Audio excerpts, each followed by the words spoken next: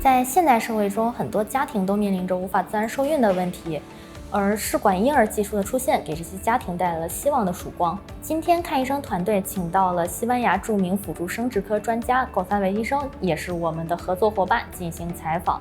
戈萨维医生是西班牙第一大医疗集团 Quirón Salud 辅助生殖科的主任，也给很多家庭带来了生命的奇迹。今天我们就来了解一下戈萨维医生和他的团队。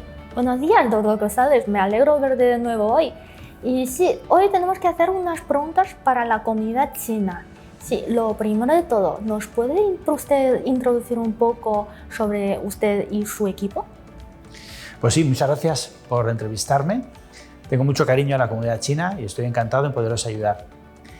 Pues mira, somos un equipo de 17 personas. Somos ginecólogos, somos también biólogos, psicólogos, personas de atención al paciente, personas en relaciones internacionales como vosotros, y entre todos estamos al servicio de la paciente de reproducción asistida, que necesita un apoyo especial en todos esos aspectos. Me preguntabas también que cuándo hemos empezado a hacer esta actividad. La reproducción asistida empezó en 1980 en Inglaterra y la primera vez que se hizo en España fue en 1984. Yo empecé a trabajar en esta profesión en 1990 y por eso solamente hubo 6 años en que yo no estuve en ese mundo, pero es verdad que me puedo considerar un pionero de estas técnicas. Sí, me parece muy bien. Usted ha estado casi toda su vida dedicado a este sector. Entonces, nos gustaría saber, ¿nos puede introducir un poco los servicios que están teniendo de la reproducción asistida? Sí, antiguamente, en los años 80 y 90, la reproducción asistida tenía muy pocos medios técnicos. Se hacían las extracciones de los óvulos apenas sin anestesia, los ecógrafos eran muy malos y se hacían por la tripa, no había apenas hormonas como tenemos ahora sin dolor, las hormonas dolían mucho entonces, eran tratamientos arriesgados, complicados, y de ahí la fama que tienen de ser peligrosos. Desde los años más o menos 2000, en 2000 se empezó a mejorar la técnica. Las medicinas ya no duelen, los ecógrafos son mejores, los pacientes se hacen las técnicas con anestesia y sin dolor. Y sobre todo, la comunidad científica ha inventado cómo congelar bien los óvulos y los embriones. Eso permite separar la estimulación en un momento de las transferencias, lo cual hace todo esto mucho más seguro. Vale, conociendo sobre el tema, ¿nos podría comentar usted sobre el área técnico que les hace pioneros? Desde un principio, este hospital, el Hospital Quirón Madrid, ha sido pionero porque es el hospital más grande que hay en la medicina privada española. Eso permite tener unos niveles técnicos muy altos. Por ejemplo, cuando nosotros en la unidad de reproducción asistida, que pensamos que es como un pequeño hospital dentro del hospital, cuando en esas unidades tenemos que tener un laboratorio, partimos del aire limpio de quirófano. Si nosotros tuviéramos la unidad en una zona pequeña, estaríamos teniendo aire de la calle que estaría sucio. Por eso, el que sea un gran hospital nos ayude mucho a la capacidad técnica y eso es a los mejores resultados posibles. También somos pioneros en la seguridad del paciente. Aunque lo hacemos en quirófanos específicos, si hubiese algún problema, que todavía no lo ha habido, pero si algún día hubiera un problema, el hospital podría ayudar a esos pacientes con complejidad. Pero estos aspectos técnicos son los menos importantes de nuestro trabajo. Los más importantes es que hemos creado un sistema donde el paciente se siente comprendido. Lo más importante es que ese paciente que lo está pasando mal realmente se encuentre englobado, se encuentre ayudado. Por eso sois muy importantes. Cuando un paciente de la comunidad china viene aquí, tenemos unas diferencias que vosotros conseguís que sean mucho menores. Hablando sobre el tema, entonces, ¿nos ha dicho usted que el aspecto psicológico del paciente influencia mucho en la reproducción asistida? Muchísimo. Influencia mucho porque una mujer que está buscando ser madre, desde niña, ha pensado que el día que ella quisiera lo podría hacer. Y cuando esa mujer no consigue quedarse embarazada, se siente menos, se siente sola, se siente triste. Su marido le entiende, pero solo un poco. Y por eso necesita un equipo que le ayude a entender bien que ella no tiene culpa y que de ahí lo va a conseguir salir y va a conseguir quedarse embarazada. Es una mezcla de hacerle entender que ella no tiene culpa y conseguir que tenga esperanza y saber que lo va a conseguir. Entonces, usted y su equipo es como ¿Dais como un ambiente familiar al paciente para que el paciente se siente más cómodo en lo que sería en su tiempo de tratamiento, es cierto? Sí, en otras culturas el médico está subido en un pedestal diciéndole al paciente lo que tiene que hacer. En nuestra forma de ver la medicina es una medicina de tú a tú. Nosotros somos un consejero, somos un ayudante. Tenemos que hacer que la pareja entienda qué puede hacer, con qué éxito y con qué riesgo. Y las decisiones de qué es lo que debe hacer lo toma la pareja. Y por eso necesita mucha información, mucho apoyo. Yo creo que el secreto de la reproducción asistida está en explicar, explicar, explicar. Cuanto más conocimiento tenga esa mujer, más va a sentir menos culpa y más va a sentir esperanza. Por eso creo que es el secreto, explicar y explicar. Pues me parece muy bien, porque nosotros QDoctors también estamos intentando ayudar a los pacientes para que entiendan mejor su situación. Nosotros servimos como una puente de comunicación entre los pacientes chinos y los hospitales españoles en el tema de traducción, acompañamiento, para darles también un trato familiar. Es verdad.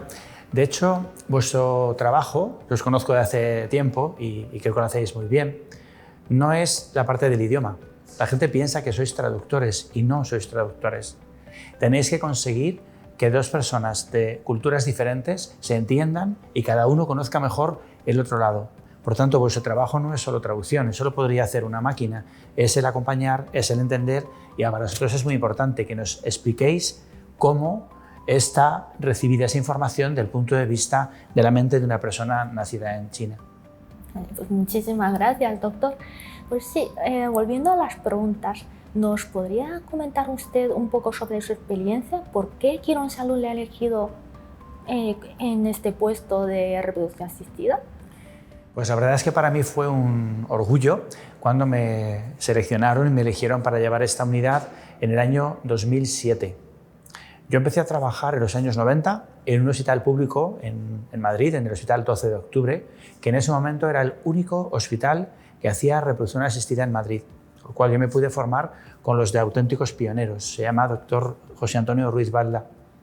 Estuve allí 18 años y en ese tiempo me especialicé en una parte difícil que es la donación de óvulos, donde hay que sincronizar dos mujeres, la mujer que da y la mujer que recibe. Y cuando ese hospital se abrió, era el hospital privado más grande de España en ese momento, unimos tres fuerzas. Mi conocimiento en el mundo de la reproducción asistida y la donación, un equipo de embriólogos fantástico con mucha capacidad y muchos años de experiencia, más las instalaciones del hospital. Esto no habría podido tener sentido si nos hubiera faltado la visión de cualquiera de las tres partes. Actualmente soy miembro tanto de la Sociedad Española de Fertilidad, que es como nos agrupamos los médicos españoles, como de la Sociedad Europea de Fertilidad, que es como nos agrupamos los médicos europeos, y también soy miembro de la Sociedad Americana de Fertilidad, porque tienen un punto de vista que es siempre muy interesante. ¿Nos podría comentar usted los tratamientos que están realizando en la reproducción asistida? Pues sí, antiguamente, cuando el semen del varón era en general bueno, las técnicas que más se empleaban era la inseminación artificial.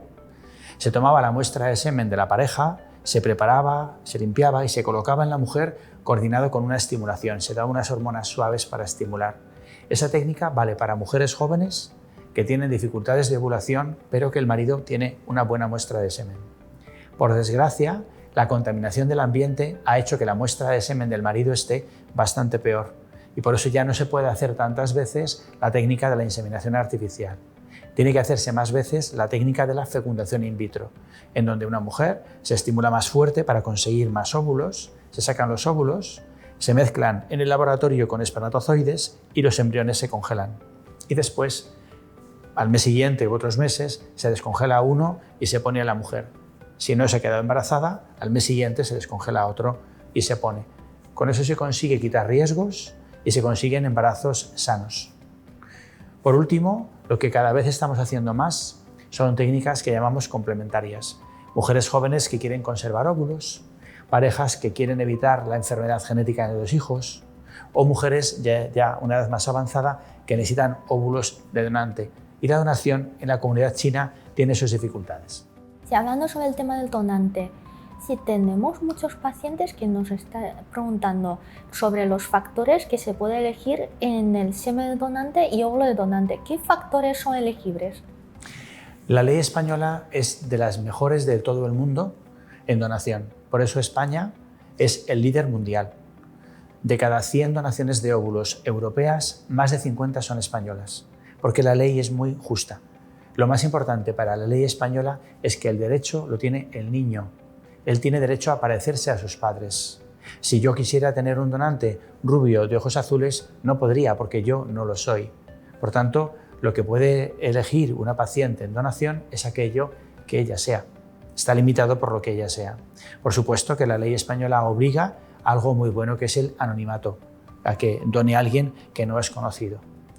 Además de la donación y de las características y del anonimato, hay una compensación económica que es moderada, que es razonable para la mujer donante, pero no es muy alta, como que le compense hacerlo muchas veces, ni tampoco tan baja para que sea poco respetuoso. Por eso la ley española es muy justa.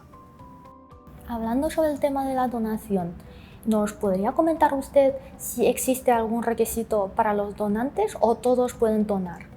No, en España los requisitos para donación son muy estrictos. Hay unas normas que el gobierno vigila y cada uno de los donantes tenemos que inscribir todos sus datos para que el gobierno lo vigile, y es algo que es muy serio. En España puede donar una mujer entre los 18 y los 35 años. En nuestro hospital solamente aceptamos entre 20 y 30 años. Debe ser una persona sana y por eso le hacemos análisis de sangre, ecografías, test genéticos, test psicológicos. El estudio de una donación es mucho más grande que el que cualquier persona en su vida normal. Y últimamente estamos haciendo incluso análisis de enfermedades raras para evitar el nacimiento de niños que cojan una cosa rara del padre y una cosa rara de la madre.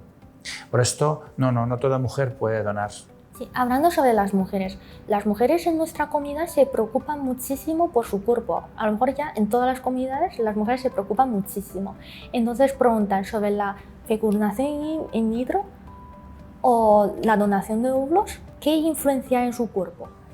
Es una pregunta que nos hace la mujer a los médicos de reproducción asistida desde 1980, porque siente que hormona significa peligroso.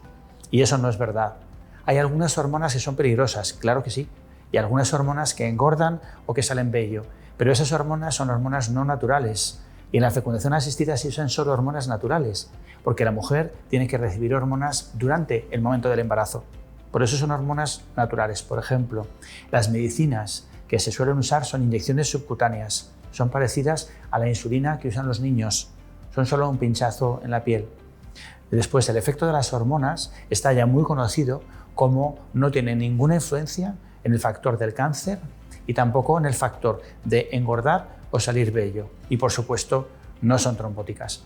Por eso las hormonas actuales no son como las antiguas y no tienen que tener miedo a esa parte. En la parte del embarazo, donación, claro que sí. Por eso no queremos que una mujer espere a tener muchos años para intentar un embarazo, porque el riesgo lo tiene porque ella ha esperado mucho tiempo. Por supuesto también que el sobrepeso o el tabaco son cosas que incrementan ese riesgo. Y sí, queríamos preguntar, a todo el mundo nos preocupan los fallos, entonces sí, queremos preguntar si una persona ha intentado con la reproducción asistida ya muchas veces, ya han fallado todas y no han logrado conseguir, ¿qué opciones les quedaría? En nuestro mundo de la reproducción asistida tenemos que ser cuidadosos en hablar de dos conceptos que son diferentes. Una cosa es el fallo, que es algo que está mal hecho, y otra cosa es el fracaso, algo que está bien hecho y no se ha conseguido. En general, en reproducción asistida tenemos fracaso. El fracaso cada vez es menor, porque hay más tecnología, más tratamientos, más estudios genéticos y por tanto el fracaso es cada vez menor, hasta el punto que se sabe que cuando una mujer lo ha intentado 3 veces, solo se queda sin embarazar 1 de cada 20 mujeres. 19 de cada 20 lo consiguen en los primeros tratamientos. Por tanto, no es muy actual el concepto de fracaso repetido, cosa que antes sí era muy común. Bueno, doctor, nosotros tenemos unos pacientes que ha estado con usted, su marido tenía problemas de la calidad de semen y con el primer intento ya están embarazados. Queríamos preguntar, ¿cuál es el secreto de su éxito? Bueno, pues el secreto de nuestro éxito es justo que no hay ningún secreto. Es el intentar hacer bien cada una de las partes. Si todo está hecho lo mejor posible, el resultado final es el mejor.